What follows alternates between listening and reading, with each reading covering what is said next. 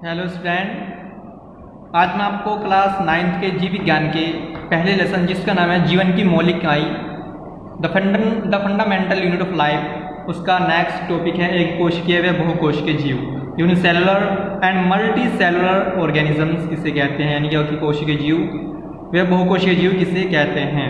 तो नंबर 1 देखते हैं एक कोशिकीय जीव यूनिसेलुलर ऑर्गेनिजम्स।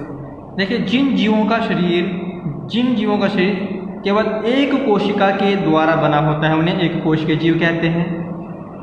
जैसे अमीबा, पैरामीशियम व जीवाणु, ये ऐसे जीव हैं अमीबा, पैरामीशियम व जीवाणु जिनका शरीर सिर्फ एक कोशिका के द्वारा, केवल एक कोशिका के द्वारा ही बना होता है, इन्हें बोलते हैं एक ही कोशिकीय या यूनिसेलुलर ऑर्गेनिजम्स। और इन जीवों में जीवन की सारी जो क्रियाएं होती हैं एक ही कोशिका के द्वारा संपन्न होती है।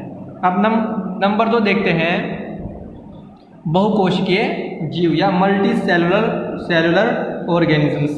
जिन जीवों का शरीर एक से अधिक कोशिकाओं के द्वारा बना होता है उन्हें बहुकोशिकीय जीव या मल्टी सेलुलर ऑर्गेनिजम्स कहते हैं। जैसे कवक, सभी पादप जंतु क्या होते हैं, बहुकोशिकीय होते हैं।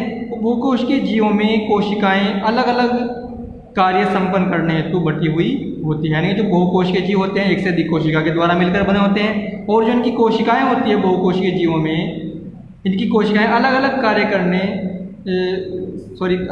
कार्य संपन्न करने हेतु बटी हुई होती है। जो कोशिकाएं होती हैं वे सब अलग अलग कार्य अपना अपना कार्य करती हैं। अब हम नेक्स्ट देखते हैं कोशिका की संरचना।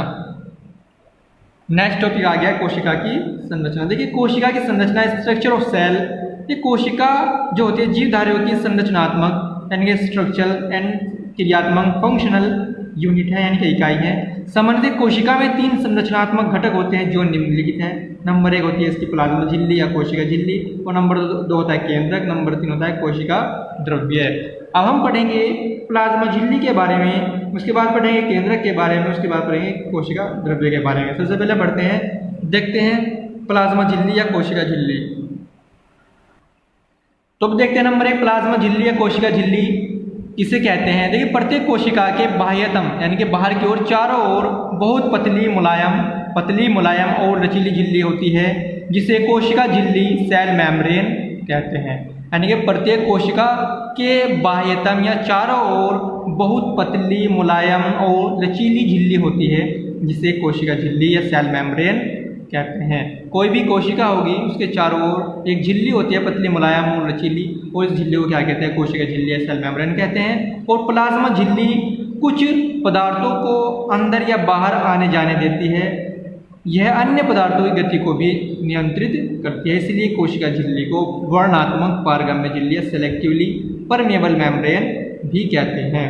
और प्लाज्मा झिल्ली जो होती है कार्बनिक अणुओं जैसे लिपिड प्रोटीन द्वारा निर्मित होती है। जो प्लाज्मा झिल्ली बनी होती है वो किसके द्वारा बनी होती है, लिपिड और प्रोटीन के द्वारा बनी होती है। अब देखते हैं प्लाज्मा झिल्ली के कार्य।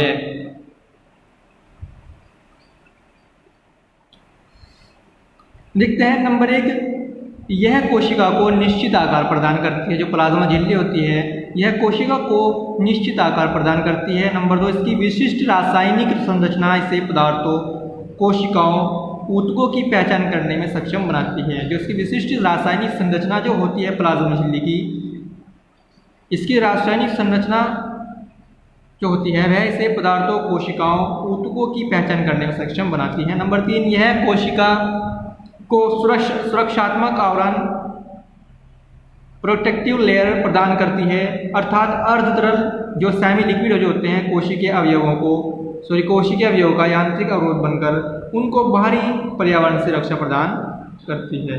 ठीक है, ये तो प्लाज्मा झिल्ली या कोशिका झिल्ली के बारे में। आगे पढ़ेंगे हम, इसके बाद में आती है जो प्लांट जो होते हैं उनमें कोशिका भित्ति या सेल वॉल आती है। तो हम पढ़ेंगे अब कोशिका भित्ति के बारे में। सेल, कोशिका भित्ति, सेल वॉल, ठीक है ना। देखिए यह केवल पादप कोशिकाओं में पाई जाती है। जो कोशिका भित्ति जो होती है ये भी क्या है, कोशिका का ही एक अंग है। ठीक है, यह सिर्फ कहाँ पाई जाती है, पादप कोशिकाओं में पाई जाती है। जो प्लांट सेल जो होती है उनमें पाई जाती है। और पौधे की कोशिका में कोशिका झिल्ली के बाहर एक और परत होती है जिसे कोशिका भित्ति कहते हैं। या सेल वॉल कहते हैं। यानी कि जो पौधे होते हैं उनकी जो पौधों की कोशिका में कोशिका जो झिल्ली होती है, जिससे पहले हमने पढ़ा कोशिका झिल्ली है, सेल मेम्ब्रेन या प्लाज्मा मेम्ब्रेन के बाहर एक और परत होती है, एक और लेयर होती है जिसे कोशिका भित्ति या सेल वॉल कहते हैं। यह पारगम्य या परमेबल होती है, यह मुख्यतः सेलुलोज की बनी होती है। जो कोशिका भित्ति होती है कैसी होती है, परमेबल होती है और सेलुलोज की बनी होती है। सेलुलोज क्या होता है, एक जटिल पदार्थ है जो पादप कोशिकाओं को संरचनात्मक दृढ़ता प्रदान करता है, इसलिए कोशिका भित्ति कड़ी व निर्जीव होती है। ठीक है,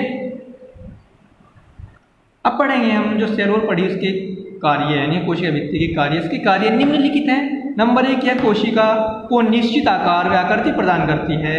नंबर 2, कोशिका भित्ति कोशिका को यांत्रिक सहारा प्रदान करती है। यह यांत्रिक चोट रसायन में सूक्ष्म जीवों माइक्रो ऑर्गेनिज्म से कोशिका की सुरक्षा में सहायक है। अब नंबर 2 आता है केंद्रक और नंबर 3 आएगा कोशिका द्रव्य। तो हम पढ़ेंगे केंद्रक के बारे में यानी कि न्यूक्लियस के बारे में पढ़ेंगे। यह कोशिका का सबसे महत्वपूर्ण अंग है। जो केंद्रक जो होता है यह कोशिका का सबसे महत्वपूर्ण यानी कि मोस्ट इम्पोर्टेंट क्या है, ये मोस्ट इम्पोर्टेंट होता है केंद्रक कोशिका का, जिसकी खोज रॉबर्ट ब्राउन नामक वैज्ञानिक ने 1831 में की थी। कोशिका द्रव्य के मध्य में एक बड़ी गोल संरचना पाई जाती है जिसे केंद्रक कहते हैं। यानी जो कोशिका द्रव्य होता है उसके मध्य में यानी बीच में एक बड़ी गोल संरचना पाई जाती है जिसे केंद्रक या न्यूक्लियस कहते हैं। अब देखते हैं केंद्रक के कार्य। केंद्रक के कार्य निम्नलिखित है। नंबर 1, इसका मुख्य कार्य कोशिका पर नियंत्रण रखना है। और हम ये भी कह सकते हैं जो कोशिका की सारी क्रियाएं होती हैं उसे नियंत्रित यानी कंट्रोल करने का कार्य कौन करता है, केंद्रक करता है। नंबर 2, केंद्रक का कार्य कोशिका की वृद्धि या विभाजन करना है, ग्रोथ एंड डिवीजन करना होता है। अब देखते हैं नंबर 3, कोशिका द्रव्य या साइटोप्लाज्म।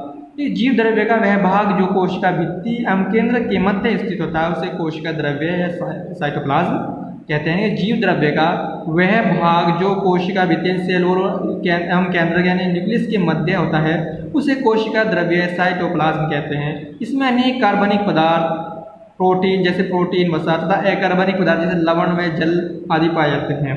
कोशिका द्रव्य मुख्यतः कार्बोहाइड्रेट, प्रोटीन, वसा आदि पदार्थ पाए जाते हैं जो पोषक पदार्थ का कार्य करते हैं। ये था कोशिका की संरचना के बारे में और उसके घटक के बारे में। ठीक है स्टूडेंट, आगे पढ़ेंगे हम कल नेक्स्ट टॉपिक। आज के लिए बस इतना ही काफ़ी है।